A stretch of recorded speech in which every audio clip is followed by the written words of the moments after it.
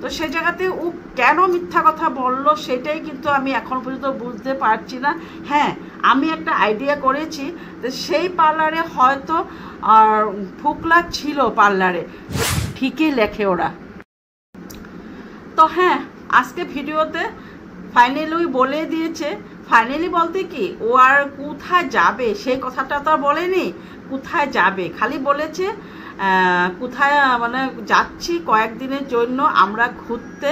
তো সেটাই বলেছে, নামটা আর মেনশন করেনি।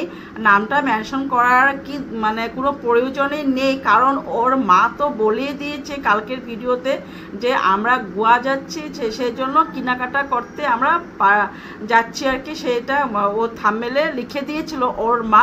তো সেই জায়গাতে আমরা বুঝে গিয়েছি ওরা ফুকলার সাথে গামলার সাথে গামলার মা, গামলার বাবা হয়তো যাবে না, কারণ গামলার বাবা ছুটি নেই।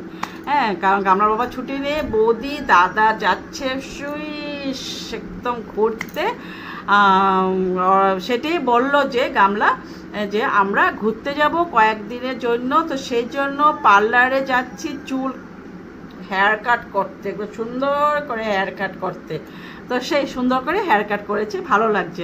গামলাকে দেখতে সত্যি খুব সুন্দর লেগেছে তোমাকে দেখতে চুলটা কাটার জন্য। আর নাহলে এইভাবে চুল সবসময় খোপা একটা বেঁধে একদম মানে বাচ্চা একটা মেয়ে বুড়ি মানুষের মতন এই খোপা একটা মানে বেঁধে ভিডিওটা স্টার্টিং করো, একটুকু ভালো লাগে না। কিন্তু আজকে তোমাকে দেখতে সত্যি খুব ভালো লাগতেছিলো। তোমার এই যে মুখের এত বড় একটা মানে সাইজের মুখটা, তো আজকে একটা ছোটো ছোটো লাগতেছিলো, কারণ চুলগুলো তুমি এভাবে ছেড়ে রেখেছিলে, তো তার জন্য কিন্তু খুব সুন্দরটাই লেগেছিলো, খুব ভালোটাই লেগেছিলো আর কি। তো সেটাই বন্ধুরা। আর যে ও পার্লারে গিয়েছে, পার্লারে যাওয়ার পর কি বললো যে পার্লারে ভিডিও করার অ্যালাউ নেই। তো সে জায়গাতে কিন্তু আমি একদম কথাটা বিশ্বাস করলাম না, কারণ যে কোনো পার্লারে একটা বড় ইউটিউবার যদি চায়, তো সেই ইউটিউবার তো সবাই চিনে টিনাকে, তো সবাই জানে এত বড় ইউটিউবার, ও তো এখন অনেক বড় ফেমাস হয়ে গিয়েছে। ওর খালি কলকাতাতে ওর ভিউয়ার্স নাই, সারা মানে কি বলবো বাংলাদেশ পর্যন্ত ওর ভিউয়ার্স আছে আর কি। যে বাংলাদেশের মানুষও ওর ভিডিও দেখে, আমি কমেন্টগুলো তো দেখি যে বলে আমি বাংলাদেশ থেকে বলছি বা আমি বাংলাদেশ থেকে লিখেছি, তো সেই জন্য বলেছি।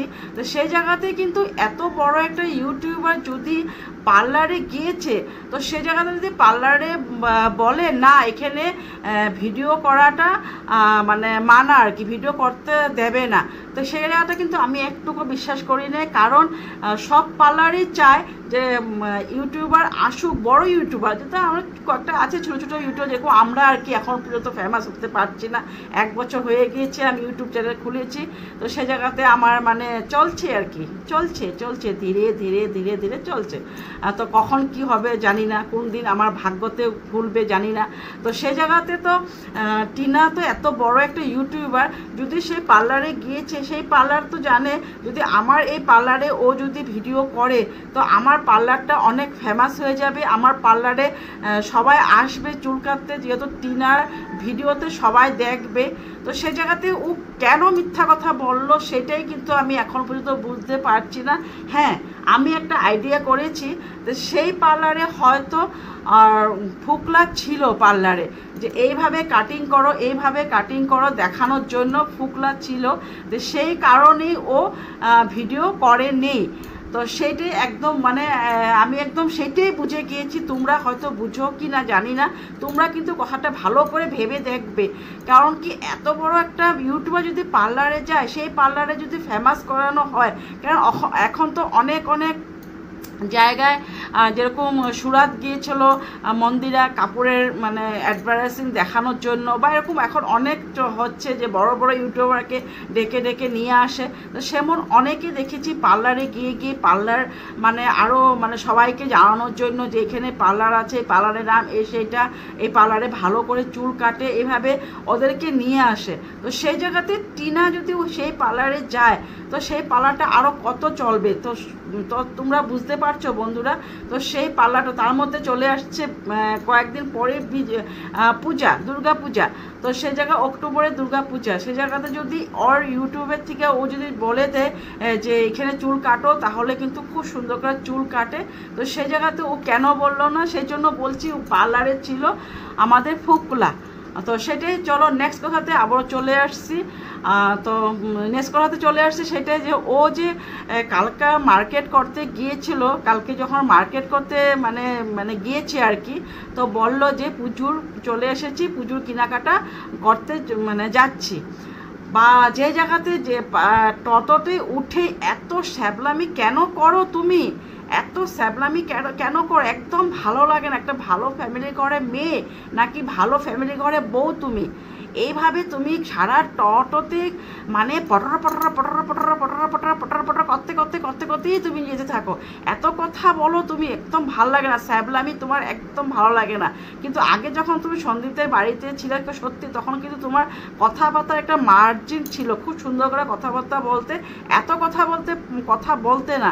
এখন তুমি যেই ওদের ঘরের থেকে বেরিয়ে এসেছো, যখন থেকে বেরিয়ে এসেছো, নিজের স্বাধীন পেয়েছো, কোন জায়গাতে কি কথা বলতে হয়, কতটুকু কথা বলতে হয়, সব কিছু ভুলে নিজ আজাদিভাবে থাকো। ঠিক আছে, নিজ আজাদিভাবে থাকো, কিন্তু এত শ্যাবলামি করো না।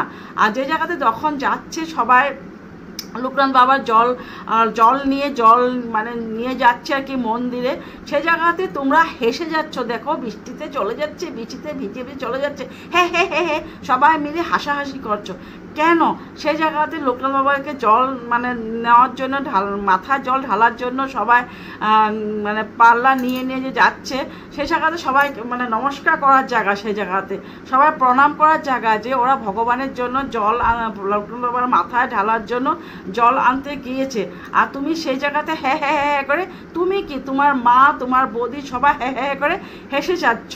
তো সেটাতে বোঝা যায় তুমি কতটুক কি বলবো, মুখের ভাষা তোমার নেই বলার মতন। কি শ্যাবলামি একটা বউ হয়েছ সন্দীপের বাড়ি থেকে ফেরার পর। তারপর তুমি আজকে কৃষ্ণ জন্মাষ্টমী, তুমি সকালেই ইন্টোতে বললে যে কৃষ্ণ জন্মাষ্টমী, সবাইকে জানালাম শুভেচ্ছা। তো সে জায়গাতে তুমি জানো আজকে কৃষ্ণ জন্মাষ্টমী, তো আজকে কেন তুমি চুলটা কাটলে? এত ভালো দিনে, এত ভালো একটা ভালো কৃষ্ণ জন্মদিন, তো সেই জায়গাতে তুমি পার্লারে গিয়ে চুলটা কেটে এসেছো। তোমরা কি চক্রবর্তী বাড়ির ফ্যামিলির মানুষ নাকি? তোমাদের মা কি এত বড় একটা ছেলে মেয়ে হয়ে গেছে, তোমার মা কি কোনো নিয়ম জানে না?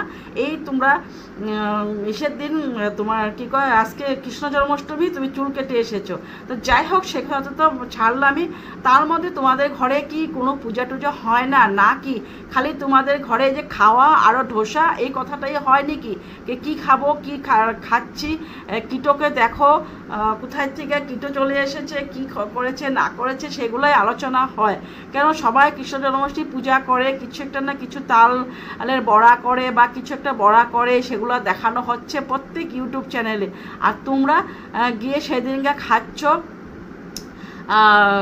কি কয় চপ, চিকেন চপ, আর কি কি খাওয়া দাওয়া করছো, তার মধ্যে চুল কেটে এসেছো।